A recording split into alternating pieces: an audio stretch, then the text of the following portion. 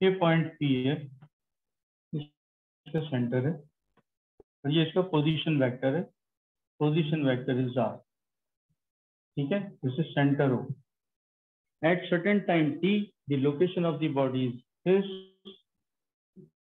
t, its velocity is in this direction, that is v.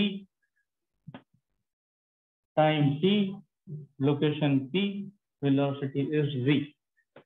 थोड़ी देर के बाद after some small interval of time delta t, ये आ गया इधर।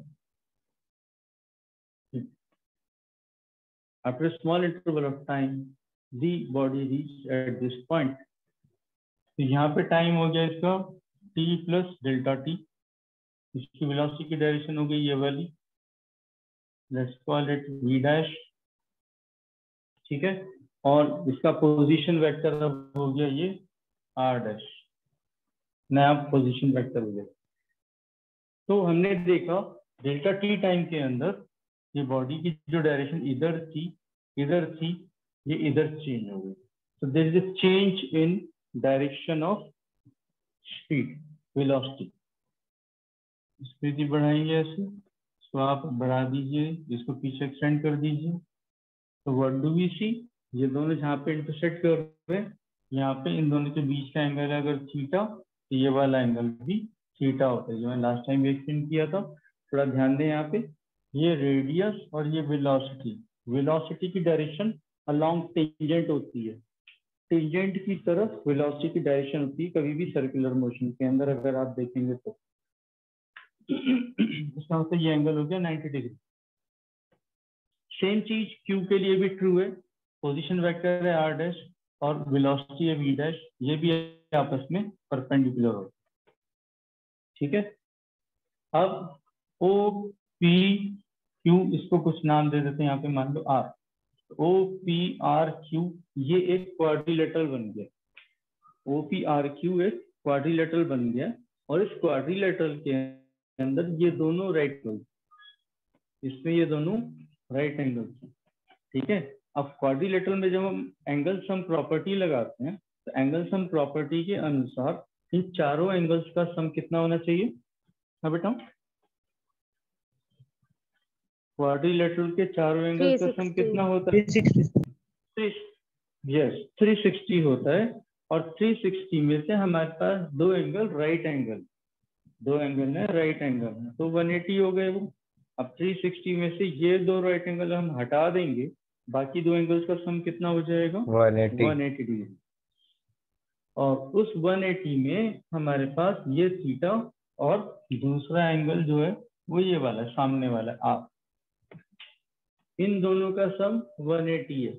और ये स्ट्रेट एंगल बन रहा है, इनका भी सम 180 है। इससे ये एंगल कॉमन हो गया, तो ये एक्सटीरियर एंगल ये वाला जो टेंजेंट्स के बीच में बन रहा है और जो रेडियस के बीच में बन रहा है, ये हमेशा सेम हो। ये प्रॉपर्टी ऑफ टेंजेंट्स है कि दो टेंजेंट के बीच में जो एंगल बन रहा है, उन्हीं पॉइंट पे जो दो रेडियस आ रहे होंगे उनके बीच में भी एंगल सेम ही होगा। तो this angle is always equal to this angle. This is by geometry we know, और हमने अभी इसको प्रॉपर्टी के थ्रू भी देखा है। ठीक है, अब इसी चीज को हम क्या करते हैं, ये जो वेलोसिटी वेक्टर्स है हमारे पास v एंड v डैश, इनको हम, ये फ्री वेक्टर्स हैं, इनको हम साइड में ट्रायंगल बना लेते हैं। This is v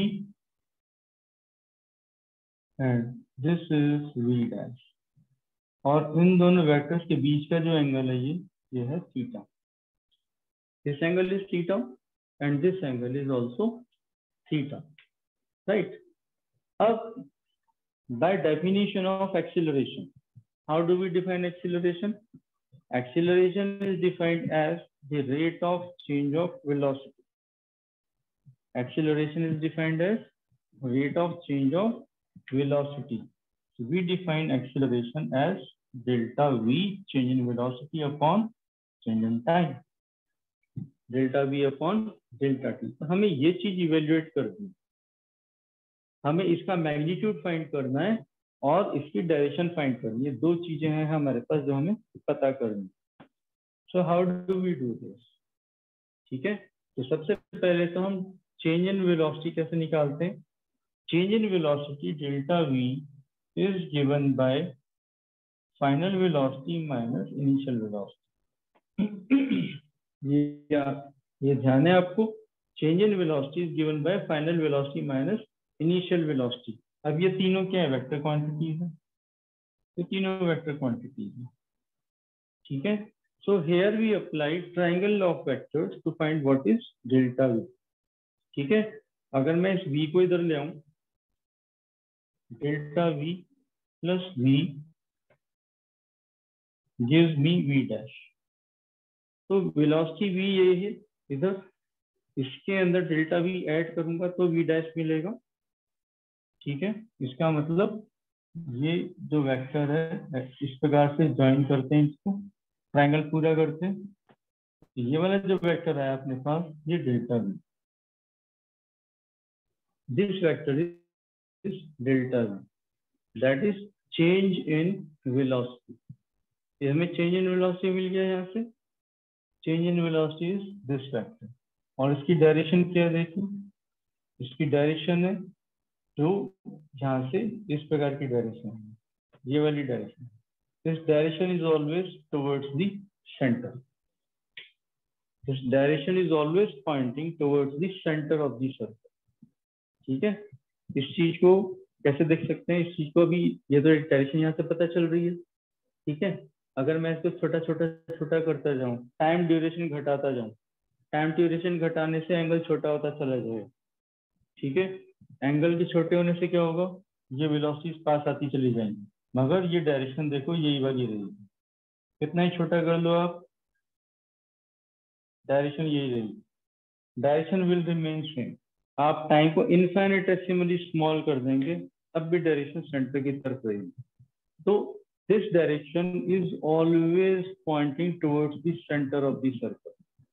So the direction of acceleration, delta time का तो कोई डायरेक्शन नहीं होता, चेंज इन वेलोसिटी का डायरेक्शन होता है, और जो चेंज इन वेलोसिटी का डायरेक्शन है वही एक्सेलरेशन का direction.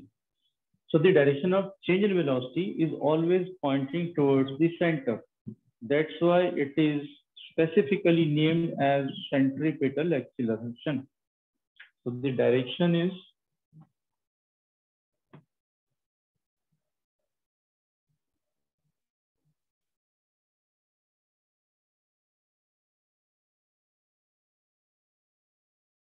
always towards the center.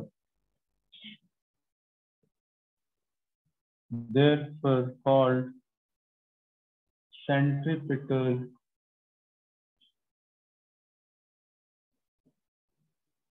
acceleration. ये खास नाम दिया गया centripetal acceleration. Centripetal means towards the centre. Word का मतलब क्या, centripetal acceleration, it is towards the centre, centre की तरफ है, इसलिए ये ऐसा है, ठीक है. तो डायरेक्शन हमने पता कर ली इसकी, direction is always towards the centre, that's why it is called centripetal acceleration. Now let's now find out the magnitude of this vector. तो मैग्नीट्यूड फाइंड करने के लिए हमें इसका पोजीशन और वेलोसिटी दोनों को यूज करेंगे हम. और अभी यहाँ देखें, what is change in position vector, this is r dash, this is r, ठीक है. So change in position that is delta r, जो कि डिस्प्लेसमेंट है इसका, is equal to r dash minus r. Total displacement है ये, delta r is final position minus initial position. So this is my change in position, the position vector. तो r को इधर ले आइए, ये हो जाएगा r plus delta r is equal to r dash. So final position is the sum of initial position plus change in position is equal to final position. तो R के अंदर अगर मैं ये वेक्टर ऐड करूंगा, this vector, this is delta R, इसको मिटा देते हैं आपको. सो पी क्यू जो वेक्टर है, vector P Q is delta R vector, vector P Q is delta R vector, ठीक है। So this delta R vector is P Q vector. अब हमारे पास दो ट्राइंगल्स हैं, we have triangle Q O P, ध्यान से देखें क्यू ओ पी, एंड इधर कुछ नाम दे देते हैं हम, आर एस टी टाइम के लिए यूज करेंगे, एक्स बोल देते हैं, चलिए आर एस एक्स, ठीक है, आर एस एक्स। ये दो ट्राइंगल्स जो हैं Q O P and R S X, ये दोनों सिमिलर ट्राइंगल्स हैं, ये दोनों सिमिलर ट्राइंगल्स हैं। तो सिमिलर ट्राइंगल की कौन सी क्राइटेरिया इसमें लग रही है जिससे हमें ये पहचान में आ जाए कि हाँ ये सिमिलर ट्राइंगल। तो ये क्राइटेरिया देखें यहाँ पे, ये ओ क्यू, ये क्या चीज है, सर्कल का क्या है ये, हाँ जी, ओ क्यू सर्कल का क्या है, हाँ बेटा बताएं, what is O Q of this circle,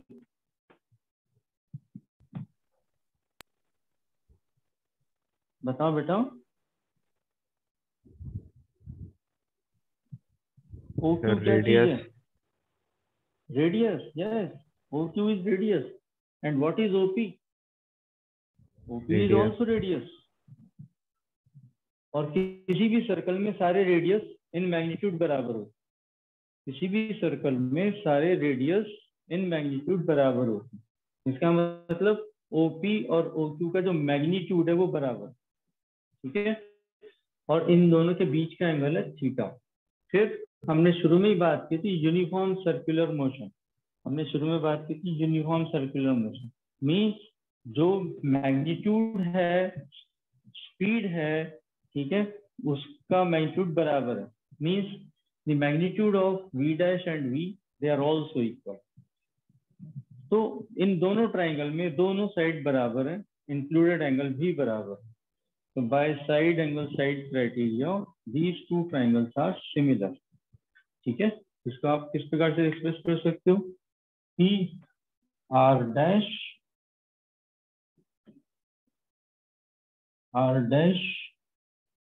is equal to R, ये मैग्नीट्यूड की बात कर रहे हैं हम, ये मॉड्यूलस लगाया है मैग्नीट्यूड के लिए, इज इक्वल टू आर, ठीक है, दैट इज रेडियस, और लिखते हैं यहाँ पे रेडियस, ठीक है, और v dash and v this is speed, speed का मैग्नीट्यूड है इसलिए ये दोनों बराबर है, ठीक है। Included angles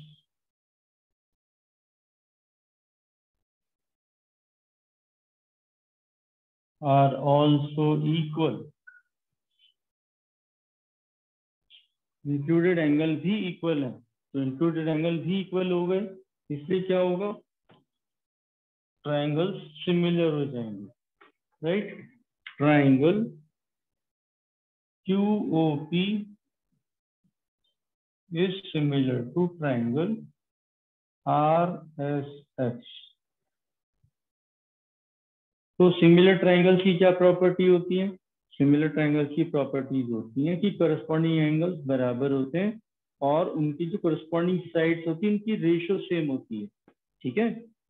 all similar triangles have this specific property that their corresponding angles are always equal and their corresponding sides are proportional, इनकी रेशियो सेम होती है। तो वही चीज हमें यहाँ पर देखनी है। तो Q P Q, P Q ये वाली साइड, और इसमें पी क्यू, ये पी क्यू के करस्पॉन्डिंग कौन सी साइड होगी, एक्स आर, ये एक्स आर, ठीक है, एक्स आर, और दूसरी साइड कौन सी है, ये वाली लेते हैं, ओ पी, ये वाली ओ पी, ये वाली side upon S x,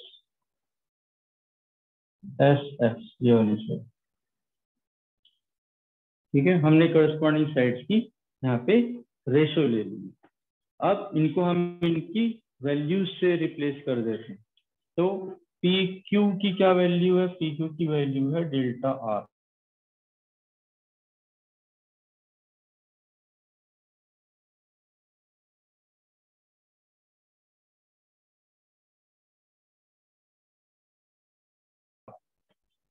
x R X और एस एक्स की वैल्यू है वी। ठीक है, हमें क्या चाहिए? हमें चाहिए एक्सीलरेशन। तो एक्सीलरेशन के लिए फिर हमें डेल्टा वी चाहिए। तो हम इस एक्सप्रेशन में से डेल्टा वी निकाल लेंगे। इस एक्सप्रेशन में से हम डेल्टा वी निकाल लेंगे। So delta V from here is equal to delta R into ये वेलोसिटी ऊपर, ये आर नीचे, वेलोसिटी अपॉन आर। ठीक है, अभी हम यहाँ सब मैग्नीट्यूड की बात कर रहे हैं, इसलिए हम फिलहाल डायरेक्शन को कंसीडर नहीं करेंगे, क्योंकि हम एक्सीलरेशन का मैग्नीट्यूड निकाल रहे हैं। अब acceleration is defined as rate of change of velocity delta V upon delta T. तो ये है डेल्टा वी, इसकी वैल्यू आप यहाँ पुट कर दीजिए, ये हो जाएगा delta R upon delta T into V upon R. Now this is rate of change of displacement. Delta R upon delta T is rate of change of displacement. तो जब हम डेल्टा टी को इनफाइनेटेसिमली small कर देंगे, ये हो जाएगी instantaneous velocity. Instantaneous velocity जो कि स्पीड के बराबर है। ठीक है, सो इसको फिर हम क्या करेंगे? We will replace it by V into V upon R. So A is equal to this, so A is equal to v square upon r. So that becomes the magnitude of acceleration. Magnitude of acceleration. और direction कौन सी मिली थी हमें? Towards the center. Direction is always towards the center. So center seeking direction है, centripetal acceleration इसलिए कहलाता है, centre की तरफ उसका पॉइंट है हमेशा। ठीक है, और उसकी मैग्नीट्यूड हमेशा किससे दी जाएगी? वी स्क्वायर अपॉन आर से दी जाएगी। V square upon R is the magnitude of the acceleration when the body is in uniform circular motion. ये ध्यान देना। ठीक है, इज दिस क्लियर? क्या बातें समझ में आई? हमने दो चीजें फाइंड की है, डायरेक्शन फाइंड की है और मैग्नीट्यूड ऑफ एक्सीलरेशन फाइंड की है। क्या बातें समझ में आई है बेटा? Yes sir.